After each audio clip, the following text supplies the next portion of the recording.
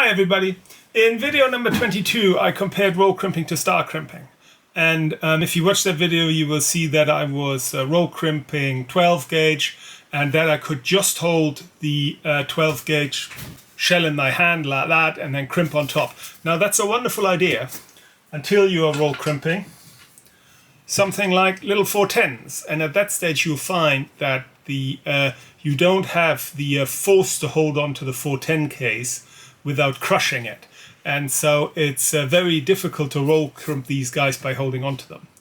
And I have developed a little a hack of my own there. Now, to be fair, I don't think I'm the inventor of this. I think this has been around in various designs over a number of years, most of which are little clamps and what have you not. Now my personal solution was to create this block, and what we have a number. In this case we have 1, 2, 3, 4, 5, 6 boards, and the rear I've put in some T-nuts, and the front are some bolts, and I drilled it together, and then I just drilled a number of holes in there which are just the right size to take my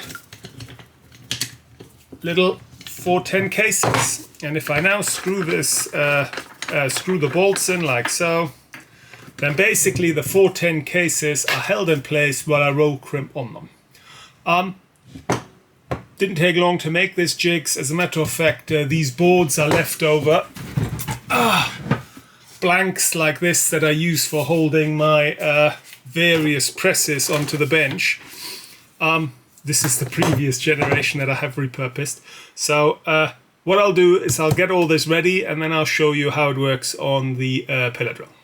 Okay, so here we are then. We've got our block ready. In it we have our 410 cases. They're all ready and they all have their little overshot disc on. So what we're going to do now, I'm going to crimp all these guys down, and you can see how wonderfully they're being held in place.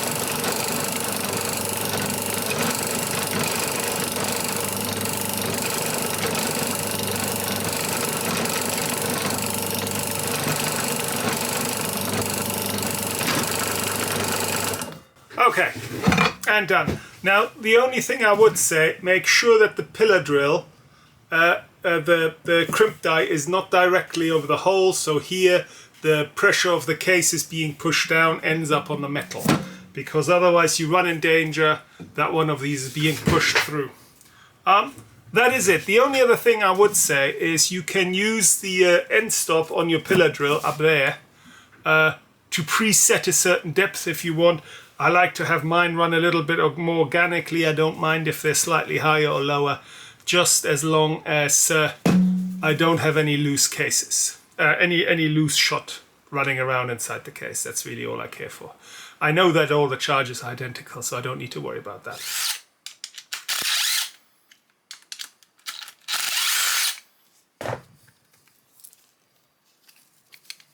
Okay, that's it from us, and I hope this has been interesting, and we'll see you next time. Bye bye.